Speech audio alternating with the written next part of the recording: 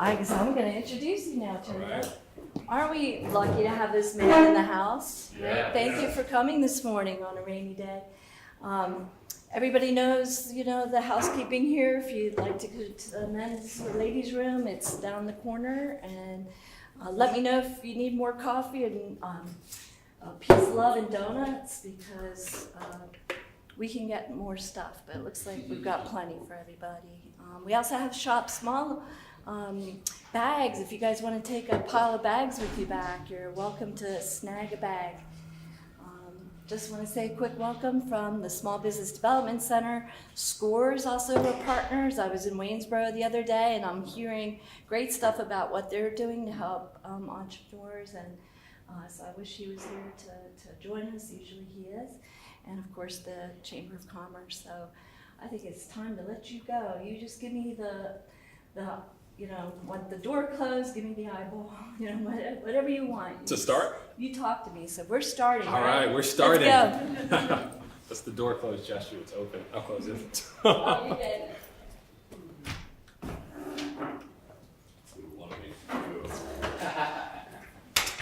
So my name's Chiedo. I'm the CEO of Chiedo Labs, and I'll be talking to you about some basics in cybersecurity. My son woke up at like 3 a.m. this morning. I woke up with him, and I've had this hacking cough for about 2 weeks that I got the morning after I was laughing about how I never got sick. I know, it's really, really ironic. So I have 2 cups of tea pre-prepared, and I have honey in my bag and lemons. So we're gonna try and get through this. Who here is an expert in cybersecurity? It's a trick question. I like it. So let's start with basic password threats. This will be very interactive. I want you to feel free to raise your hand, ask questions as we're going along, and just cover some of the basics. So who here knows what a brute force attack is?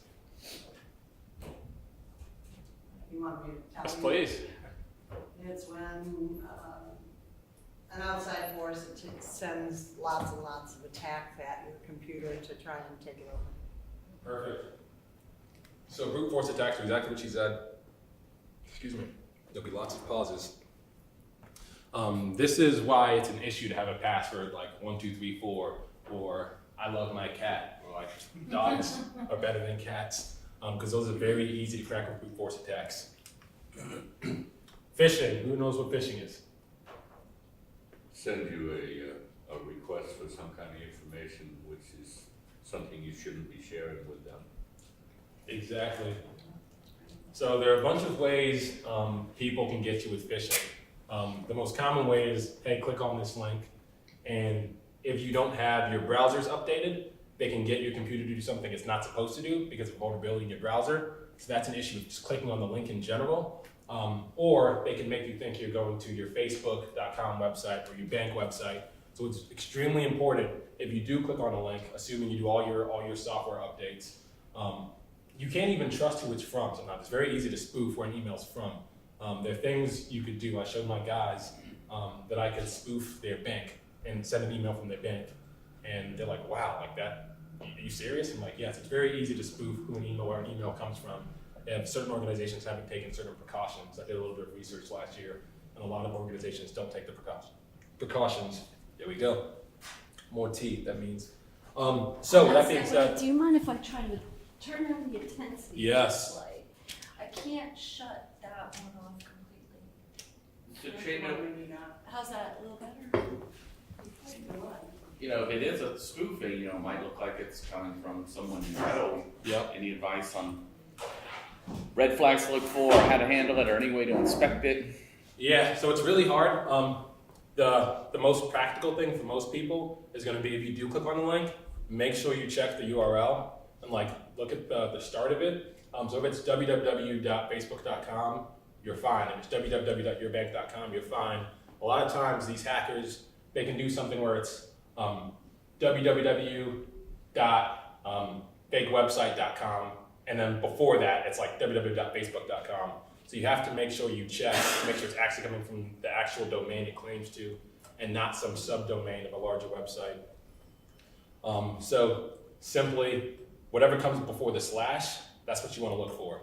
and make sure that's what it says it is. Because I could create www.facebook.com, .chiedo.com, and that would trick a lot of people. But I couldn't create www.facebook.com and send you a link with that. Does that make sense? It's very nuanced. Anything that comes from a bit.ly, From a what? from a bit.ly link, do you just automatically say screw it because you can't tell where it's from? Yeah, I mean, on an email, I would avoid it unless you unless you verified the sender, which you can do. If you really know what you're doing, you can see that something called DKIM is set up, so the email is signed. You can see if DMARC is set up, which means it's confirmed that it's coming from a server authorized. So, long story short, if you're not like super confident, and it's like a bit.ly, just ignore it. Good questions. All right, password reuse. People use passwords all the time. As I've been running this company, I've worked with lots of organizations, and I've seen, I see patterns, right? So ask somebody for their GoDaddy account, ask somebody for their Amazon account, and I keep seeing these same passwords. The issue here is passwords get hacked all the time. So one, a lot of times companies don't have proper password security practices in place. I've seen multiple situations where we inherit a code base and then people have the passwords in plain text in the database, which is very bad because that means me as a new developer that just came onto the company, I can now see all of the passwords that everyone's using. And that's very bad because if people reuse passwords in multiple places, that means I just got like everybody's email login information, everybody's bank information.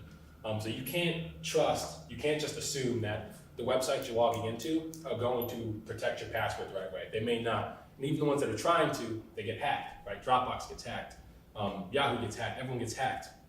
And so in those cases, if you're using the same password on multiple sites, when one site gets hacked, now people can infer, like, let me try this everywhere else. And just like that, they've now got the keys to everything. So you want to use different passwords on each website.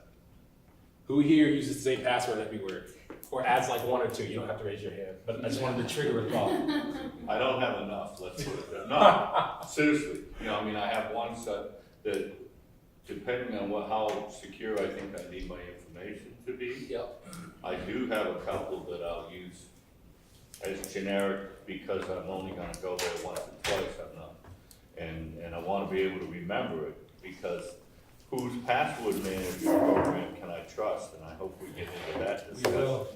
Because that's my biggest fear about using really good passwords is I still have to store them somewhere because I can't possibly remember them all. And I don't know who to trust. Yeah, well, we'll talk about password managers. I've gone back and forth so many times. I fought it for a while. I finally come around just based on practicality. Security is always a trade-off of convenience and security, and you have to weigh the odds. Like I put Alexa in my house now, and that was a long, I was like, for a while I was like, I'm never going to put Alexa in my house. No, when I have all these microphones in my house, not have all my conversations being monitored. And then they offered me a really good deal where they gave me like a free year of Audible and a free Alexa. And I knew what was happening. I was like, they just got me into their ecosystem, but I like it. So I got hooked, and I ended up coming to the conclusion, like, and some people call me a cybersecurity fatalist, like, everyone already has phones in their pockets. Like, if I'm trying to dodge the microphone, it's a little bit too late for that. That's a different story, though. And then weak passwords, we talked about that. Those are really easy to break with brute force attacks and just guessing. Chiedo, I don't know if this is necessarily related to passwords, but I'll see on our website logs a lot of 404 detections where someone or something is trying to access pages that don't exist. What's that about? So that could be a form of brute force. So maybe they're trying to find your login page. So brute force attacks, they'll just try a bunch of different things. They may not know what your site's built in. So they'll see, is this a WordPress site? Is this a ASP.NET site? Is this a Ruby on Rails site? And they'll just hit a bunch of different URLs. So you want to have detection on your site that will block people who hit a bunch of different pages. They're just guessing, right? If there's no penalty for guessing, people will keep guessing. It's kind of like when you take a multiple choice quiz. If you can just guess and you get it wrong, just try again. You just keep doing it, right? That's what happens with brute force attacks. So you want to make sure that your websites, they penalize people for guessing too many times and say something's not right here. You should know what you're doing. Yeah. So password managers, and we'll talk about some of the thought process on that in just a second. You remember one really long password, and then the app generates a unique password. whenever you want to create a password for a new account, and it stores it for you. And then the app saves your password. So all you need to remember is one really long password, and it has to be a really good one. And then all of the passwords you generate will be extremely secure for different websites. So what this gentleman, what's your name, sir? Gene. What Gene was saying is, well, you know, how can you trust this one company to protect your password? And it's hard. There are different ways. So there are password managers. Excuse me. There are password managers that are offline. So I put down my tea. Let me just grab it. Yeah. I got too confident. There are password managers that are cloud password managers, meaning you log into a website, they store everything in the cloud for you. And then there are password managers that are offline password managers, meaning you store everything on your local computer. So the benefit to offline password managers is that you can trust the security. Well, you don't have to trust the intention as much as with a cloud password manager. It's going to be harder for a hacker. They're probably going to want to go after, you know, the big pot with everyone's passwords as opposed to just your personal computer. So you protect yourself in that way. But then you run into the issue of, okay, well now what happens if my computer has issues? Now I've lost all my passwords. So what I do personally, I use something called PWSafe, which is an offline password manager, and then I sync it through Google Drive because everything's encrypted. And so for me, I like that approach because if somebody wanted to steal all my passwords, I'd have to be a personal target as opposed to just collateral damage if they went through a cloud password manager like LastPass. But as a team for a company, we also use LastPass for like our shared company passwords because we need to have it more shareable, more syncable. And you do run into the issue like, okay, what if that company gets hacked? And it comes down to trust. I mean, at some level, with all these services, you're trusting a company with very valuable information. You trust Gmail with valuable emails, which your email is actually more valuable than your password manager in many cases because that's what you use to get password resets sent. And you trust Google with your emails, and you've just decided like, yeah, there's a risk, but I'm going to trust them. With the password manager, it's the same thing. You could say, you know, there's a risk here, but I'm going to trust that, and that's going to keep me safer than if I don't use it. If you're like really ideal, you have a couple of notebooks where you just write down all your passwords. You know, you have like a locking key around it, and then you keep clones, one at home and then one at like a bank lockbox.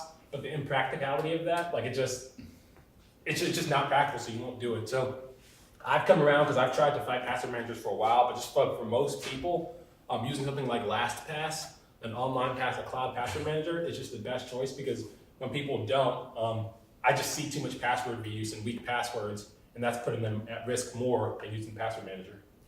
What's that name of the organization? You said it was LastPass? LastPass, LASTPASS. And with that being said, the thing that's nice about these companies is their whole business hinges on keeping your passwords safe. So they're taking this very simply, they're taking it very seriously. But that being said, they still have, like any other internet company, they can have risks. They had a vulnerability that surfaced about 2 years ago, where, long story short, some issue in the code allowed hackers to figure out a way to get passwords from individuals using phishing attacks. A lot of times with cybersecurity, people can like combine different vulnerabilities and then use that to get access to your secure information. And so in that case, they reported it extremely quickly. Like they immediately like, hey, we found this vulnerability in our code. Most people weren't affected, but you could have been. They had tests and whatnot to like see who was affected. And they handled it so well. It was like, they still have my trust. Because then you have companies like Yahoo who got hacked and didn't tell anybody for like 5 years, had their like CTO leave, just this whole shady business. And then it came out when they were trying to like sell to Verizon. It was just this big shady thing. And so when a company is like that, I won't trust them. Any more questions about password managers? Can you explain what you do personally again? Yes, so I use something called PWSafe, and that's a downloadable app. That's an offline password manager. And the nice thing about that is that's not sitting in some huge golden pot with everyone else's passwords. And then I just put that in my Google Drive folder so it syncs and it's backed up just in case. But if you're not even comfortable doing that, you can just put that on, just back it up with your usual computer backups that everybody should be doing, by the way. So Chiedo, when I go to set up a new account, and the little window pops up on my Mac that says, hey, use this password, and it's a bunch of random characters. Is that a built-in password manager? Yeah, so a lot of these browsers have built-in password managers, and Mac OS has it as well. I just ignore those right now, because that's not like their primary focus.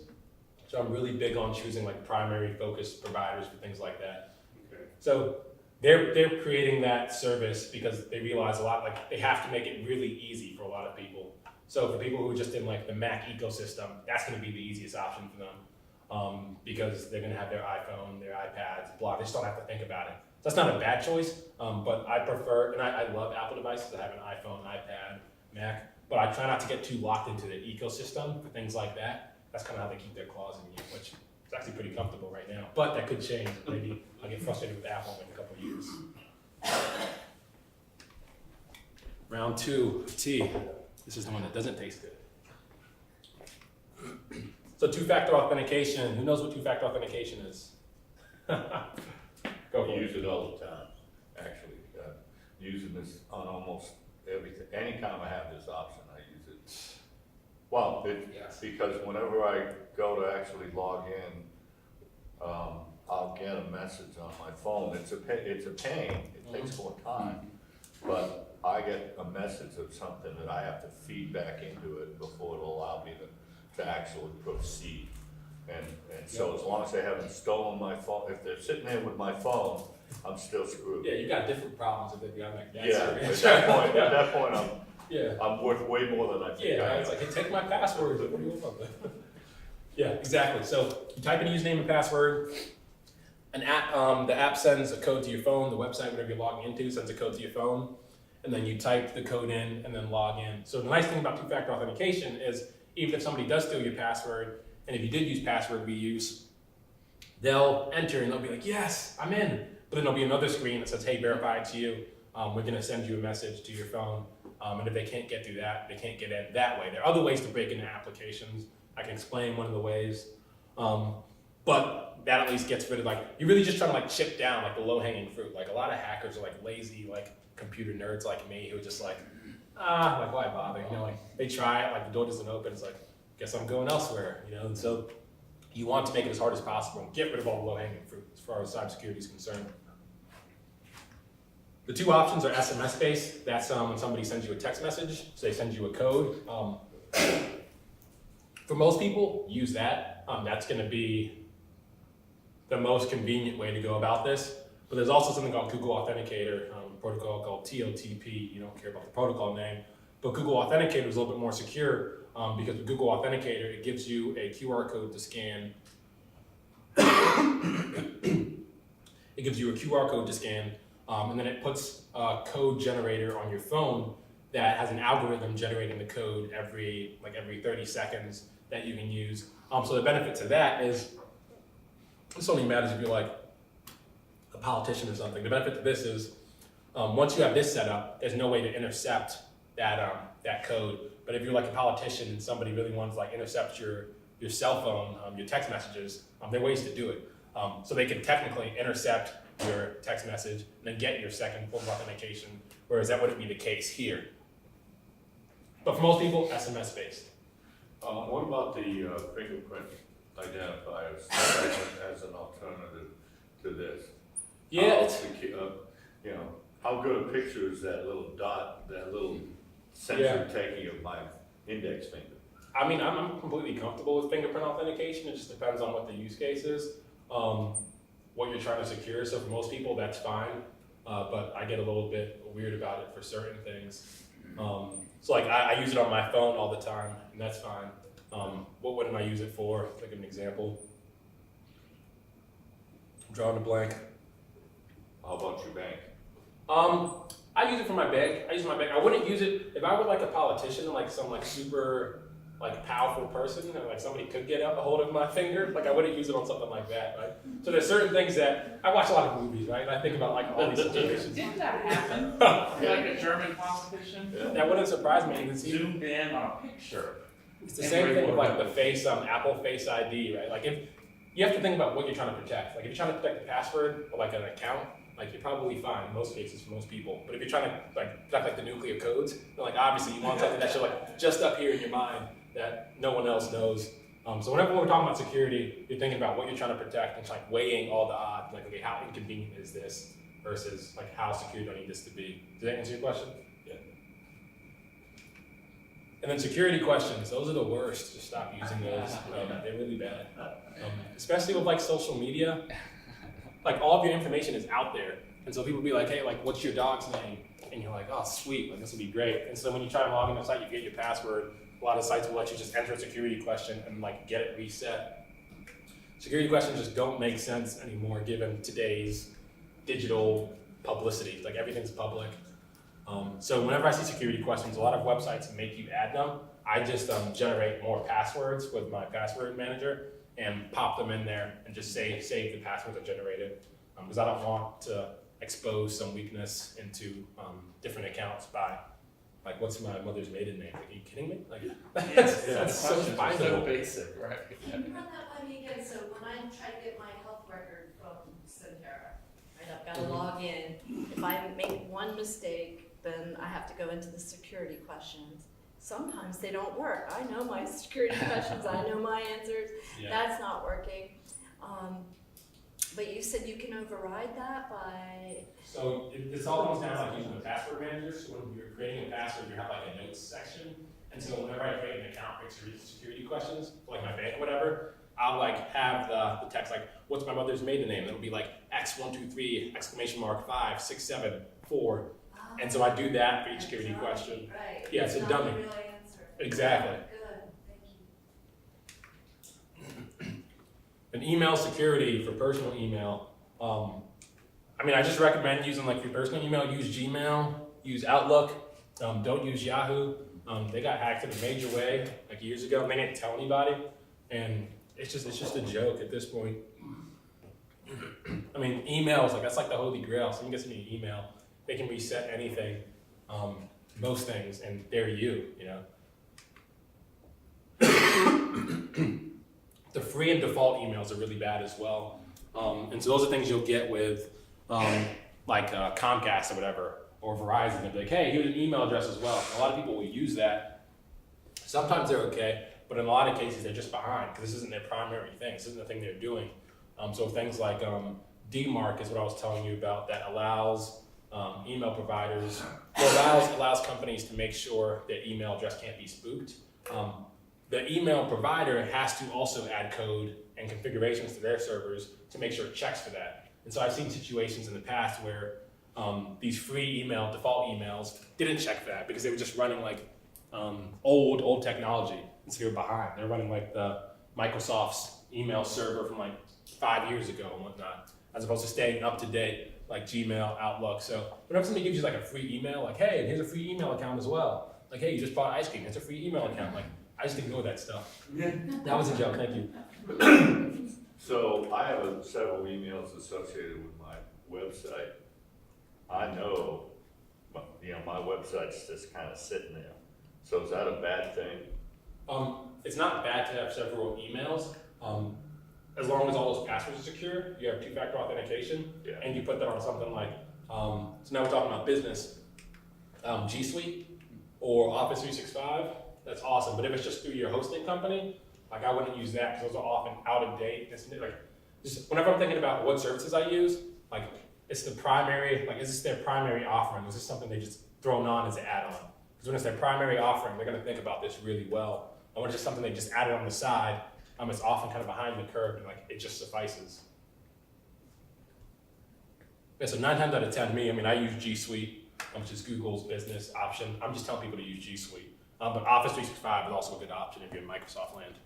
I just don't hang out there. Don't manage your own email server unless you like really know what you're doing, have an awesome, huge IT department. You run into the same thing there. People can have email servers that are behind, and then they don't want to, like nobody wants to disrupt email. So when you think about like updating the servers, the IT departments are just like, it's not that big of a deal. Maybe we'll just hold off.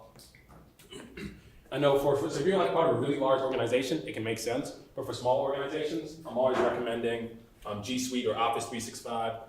because you're running the same issue. You're managing your own email server, you're just gonna be behind. Whereas Google, Microsoft, they're gonna be like front of the line, top security practices. And I mean, the whole thing with hackers and security is just, you know, the good guys and the bad guys just like getting ahead of each other and just moving up. And so you can't just like set up your own thing with like the current security practices and feel like you're settled. Things are always changing, always evolving. So you need to make sure attention's being paid to the email server. And so for $10 a month, $5 a month per user, it's usually just worth it to pay these guys. They have economies of scale. So you're talking about email servers, so you're talking about like having your own website with your own emails attached to it? Okay, so not that. So that would be having your own email address. So you can have your own personal email address. You could have your own business email address, and that goes through G Suite. So what I mean by the server is what's behind the scenes, where the email is actually being stored, hosted. So for I don't think you would have ran into that. You probably wouldn't have run into that situation. But if you're like IT department, they could think, okay, either we can pay G Suite to host our business email, or we can like buy a computer, set it up, connect it to the internet, and install our own email management program. Okay. You wouldn't want to do that. Okay. Does that make sense? The difference? Yeah, I think so. Okay, I'm still not clear. We have a website that is hosted by a company. We have multiple email addresses that come into their web server, and then they're forwarded to our Gmail account. So, and it's not a G Suite, it's just regular Gmail. Mm-hmm. Does that sound When you say shaky? the emails are forwarded, they come to your web server. So are you saying you have an email address hosted through your web Yeah. hosting Lois, company? that recipe idea shop, okay? Yeah. That's through the website host, Mhm. okay? And then when it comes in there, it doesn't immediately come into Just Gmail. forwarded. I assume it forwards it to it, and then I get it in my Gmail account. So, talk about that Yeah, complication. a lot of people do that sort of thing. In that situation, I'd recommend moving to G Suite instead. I mean, it's gonna cost you like $5 a month. Okay. You don't have to have that extra hop, and you don't have that insecure layer in the middle. Comes directly to G Suite instead of Good Gmail. instead of the website.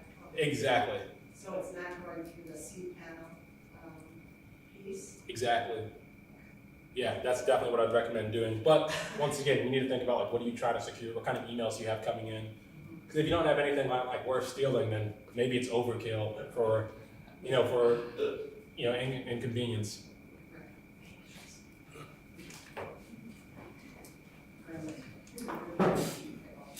Okay, email security for business. So if you have a business that's had a lot of customers, for example, so like a bank, they definitely want this. Financial institutions, you probably have an IT department. Tell that IT department to set up something called DMARC. DMARC allows, so I own Chiedo.com, and so I have DMARC set up so that Pierce can't get on his computer, type up a script, and send somebody an email from Chiedo at Chiedo.com. If I didn't have DMARC set up, Pierce could go on his computer right now, type up an email, and in his computer, in his terminal, and send somebody an email from Chiedo at Chiedo.com, and they'd have no way of knowing, unless they were like really computer savvy, whether it was from me or from hacker guy over there. And so a lot of like banks, financial institutions, it's extremely important to do that sort of thing, because otherwise I could send you an email from Johnny at my community bank, like, hey, just so you know, we're going through some changes. I'm going to introduce you to your new representative, blah, blah, blah, blah, blah. He's going to work with you to get something secure. And just like that, now you're talking to a hacker who's advising you to transfer funds and give you access. That sort of thing is too easy. I'm surprised this thing hasn't happened more, because it's quite easy to do. And then don't send passwords over email. People do it all the time. Even if your email account is secure, you have no idea what the other person's using on the other end, what other systems are involved. It's kind of like a mailbox, your mailbox, except all of the mail that gets passed through the mailbox just sits in there forever. so it just becomes like a huge pot of gold. So with email, you've got all these things that get sent, and they just sit there. So just waiting for someone to hack it and take advantage of whatever they find. But don't send passwords over email. There are tools like share a file or whatever that allow you to send passwords securely. So you kind of taught me that in our dealings. What are some of those sites where you can share, one-time load type website? Yeah. So there's share file. That's like the common business one a lot of people use. I didn't find anything satisfactory for me that I wanted to use, so I just created one. That doesn't help most of you though. Yeah, so I mean, share file probably like the go-to choice. Who here knows what a VPN is? See the phone calls now. That's where you can call in or dial in or connect to your computer, your host computer from the greater world. Yeah, that's a good answer. So it just allows you to access another network, another computer network securely, which could be used to get you into your computer at home. But the way I'm referring to right now, it's an extra layer of safety, especially when you go to coffee shops. When you go to these coffee shops and whatnot, everyone's on these wireless networks.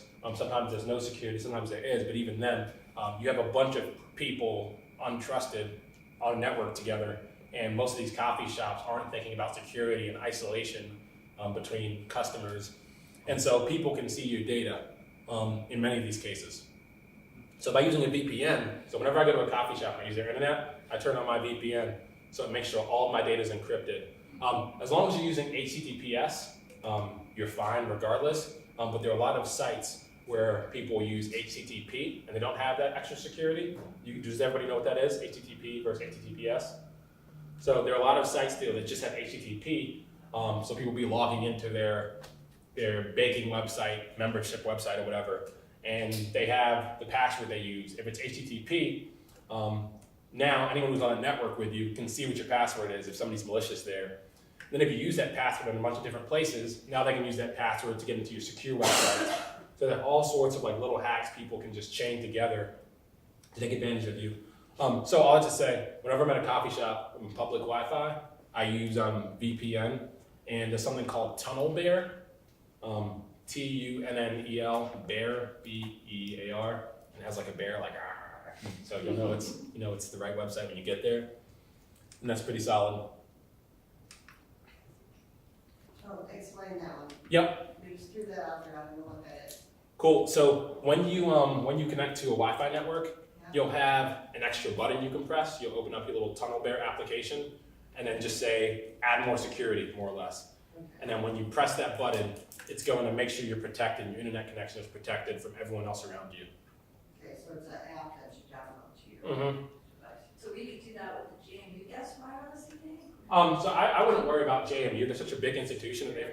They've thought about that. It's just usually those like small coffee shops and like gyms and things like that where it's not they're not really thinking about it that much. They're just like, hey, we just need Wi-Fi. Like, hey, intern, set up Wi-Fi.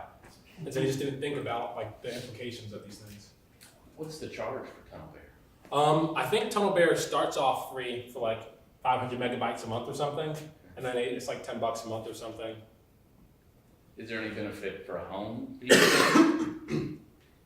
I wouldn't set up a home VPN for most people. It's just more hassle than it's worth. You'd have to set up a bunch of like custom equipment at home. That'd be annoying. So Tunnel Bear is just a cloud service. So you just download an app, enter your credentials, and it just works. Mm-hmm. For us at Chiedo Labs, we created like a custom server, a custom VPN server because we wanted more control. But for most people, like you don't want to fumble around with that stuff. You just want it to work. But the Tunnel Bear works for anybody, you don't have to have a VPN, it's just an app for your phone or your iPad or your computer. Correct. So Tunnel Bear, it makes VPN easy. So you just use their stuff, and VPN just automatically works, more or less. That's the. So it works like VPN when you don't have VPN. Okay, good. So I see the question. So Tunnel Bear is a VPN service provider. So they're making VPN easy to use. So it's providing VPN capabilities behind a bunch of graphical user interfaces and downloads. Okay, so it works for the general public as opposed to someone who has a VPN service Yep. at home, you exactly. Good questions. I use Kaspersky, and whenever I do any kind of financial application, it puts me into another super secure browser. Is that essentially a VPN as well? Because So- Yeah, just curious. I haven't used that. I haven't hung out in like Windows world for a long time. Yeah, So haven't used any antivirus for a long time.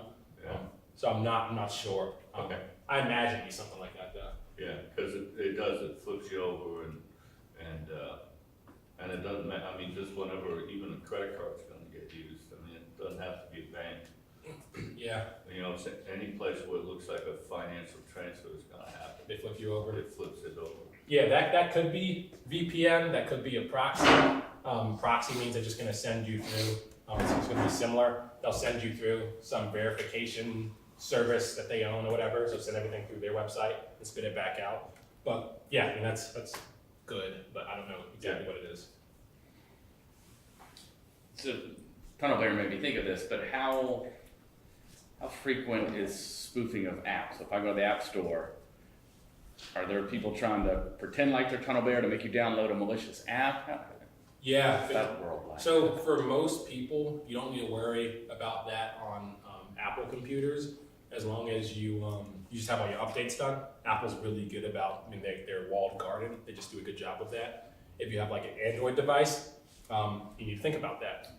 You need to confirm. If you have a Microsoft computer, you need to think about that. You need to confirm. So yeah, it's just, I mean, just doing your research. If you have all of your updates, that's like a good step one. And doing your research, making sure you're at the right website. Maybe just looking on Google and seeing that, making sure it's tunnelbear.com, not tunnelbear.net or whatever. Excuse me. But yeah, you have to take extra precautions when you're on Windows computers and Android devices, and on Windows computers, just make sure you get antivirus as well. Hopefully they catch some of those things. I have a question, how do you use VPN? Good question. So if you download something like Tunnel Bear, they'll hold your hand through it. It'll be kind of like when you get an Apple device, you just know how to use it.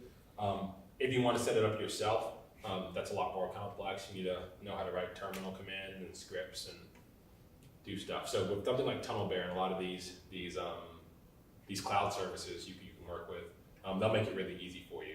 You just have to go to their website and they'll take you through the process. Because they've created VPN as a consumer product. So they know they're working with end consumers as opposed to like the super nerdy people who are going to set it up themselves.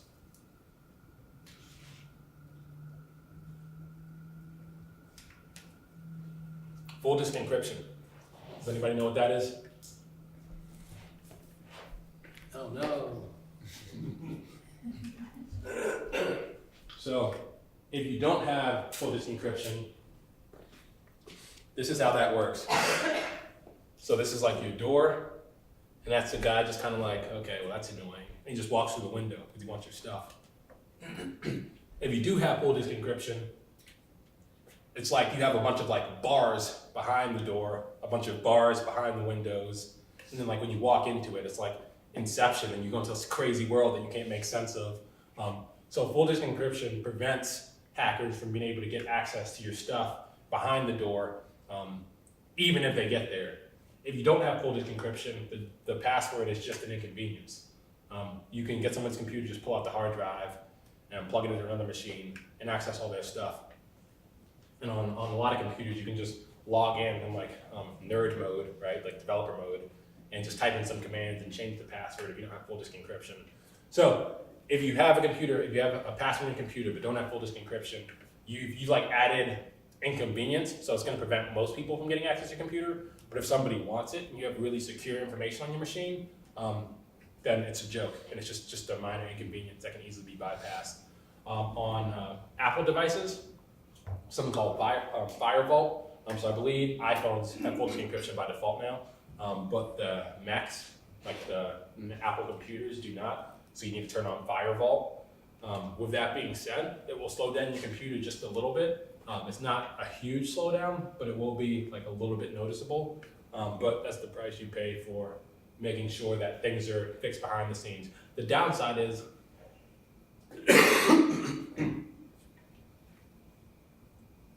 the suspense. The downside is if you turn on full disk encryption, like you're kind of on your own. So if you like lose your password or something, you go to the Apple store and they want to like try and help you get back in, they'll be like, oh man, they turned on full disk encryption. Like, what should we do? We can't get in. Whereas if you don't have full disk encryption on, they can do whatever they want. They can act like magicians and get you back in. So once you turn on full disk encryption, like it's on you to make sure you remember your password. If you lose that, all of your stuff is just gone. I'd spell it Firewall. Firewall, yeah, so F-I-R-E, and Oh, Firewall. Firewall. So that, more clear. And then on Windows computers, I don't really use them. I also can't remember what their tools are called. I know that's the thing with Microsoft. Some of the new computers have it by default, some don't. BitLocker, I think BitLocker is an option if your computer doesn't. I can't tell you how to check if your computer does on a Windows computer, but BitLocker is an option if you're unsure. When you talk about the secure information being on your computer that you would want a way to get to, what kind of stuff are you talking about? I mean, like having a document with all your passwords on it, or what do you mean? Yeah, so that could be like your social security card, that could be like your passports, that could be your bank information, that could be information on how to get to like your security, your personal lockbox with all your secure like possessions. That could be industry secrets if you like run a company. That could be business plans. That could be whatever. So if you have something that if somebody got a hold of this and somebody would be motivated enough to get a hold of this, you'd be concerned. That's when you'd want to make sure you have full disk encryption. For a lot of people, they don't have to worry about somebody trying to steal their computer and get their information. Most people will probably just just format the hard drive and treat it like a new computer. Excuse me. So yeah, this is a lot of theory, just best practice. But if you find yourself in a situation where it's like, okay, I need to make sure like if I lost this laptop, it would be okay. You definitely want full disk encryption. Does that make sense? So if you have full disk encryption and you're backed up to the cloud, what gets backed up? Yeah, you can back up to the cloud still, but you still need your password to do anything with that backup. So that backup it won't be sensible to anything without that password. So it backs it up encrypted, it's just a mirror of the disk. Correct, depending on what you use. So if you use something like Carbon, and Carbon Copy, yeah, Carboniter, or CCC, Carbon Copy Cloner or something, you can just copy the full disk. We use Time Machine, so it backs up to Apple, like a hard drive at our office, and that's going to be fully encrypted. So that's all. What are the questions we have? I got an urgent email yesterday from my theme developer. I use WordPress sites about hackers with a plugin for GDPR being easily hacked and changing your passwords and whatnot. Have you heard about that? I haven't. And you know what GDPR is? Yeah. The European, GDPR is the European recently instituted requirements that you need to have on your websites. Which I think that's enough information for people, but, because it's pretty complicated. But to be compliant with selling in Europe, you have to follow these rules. And I don't have that plugin on my website, so I can ignore that, you think? Yeah, you can definitely ignore that. That goes to WordPress. WordPress is kind of like the Windows of the internet in the sense that so many people use it, and a lot of people don't update it. So hackers love WordPress if sites aren't updated because it's easy for them to, when there's like some sort of vulnerability in a plugin, it becomes more or less public pretty soon. And so the people who don't update it are just like sitting ducks. So if you were using that plugin, you want to update it immediately or remove it if it were a malicious plugin. Most of the time, it's not that the plugins are malicious, it's just that anybody can write a plugin. So I could write a plugin in like 15 minutes, and then you could download it and be like, oh, this is a great plugin. But mistakes are often made. You have a lot of humans involved, and it's just a numbers game. And so a lot of people with WordPress websites, they just throw all sorts of plugins on it, all sorts of developers that don't all keep up with the times and keep up with different vulnerabilities. And then before you know it, it becomes public that one of these plugins has a vulnerability, and everybody knows, and the people who don't update their website are just sitting ducks. That's basically a window into your whole website. Yep. Yeah, so if you have a WordPress website, make sure you update it regularly. Keep it updated regularly, back it up before any update. Just do your due diligence. It's like your computer, back it up, update, back up and update. Like that saves you from most issues. When you don't update, there are all these public ways to hack people that hackers know, and they just try it on everybody who's just like low-hanging fruit and hasn't updated the things. Anything else? Yes, sir. Chiedo, you said you use mostly an Apple system, but then you don't use virus protection? I don't. I have like a malware scanner, but it's never caught anything. I run it like every couple of months. Just like I'm extra, what's the word? Extra cautious. That's a big difference between Apple and Mac than Microsoft. Yeah, so that's a big debate. If you talk to lots of tech people, some tech people say no, you do need virus protection on Apple computers. It's just rare. I've seen a virus on a Mac computer once, and it's because it was on like the version of Mac's operating system from like 8 years ago. I'm like, yeah, I mean, of course it's gonna get hacked. But if you keep Apple computers updated, it's just very rare to get viruses. Like you don't like, I wouldn't tell somebody, hey, you have to get antivirus for a Mac. Like I just don't really know what you'd be paying for. They don't make it easy to take that Norton off though. Yeah, they don't. You gotta call them to get Norton off your Mac. Oh my gosh. Sweet, thank you very much, everybody. Thank you.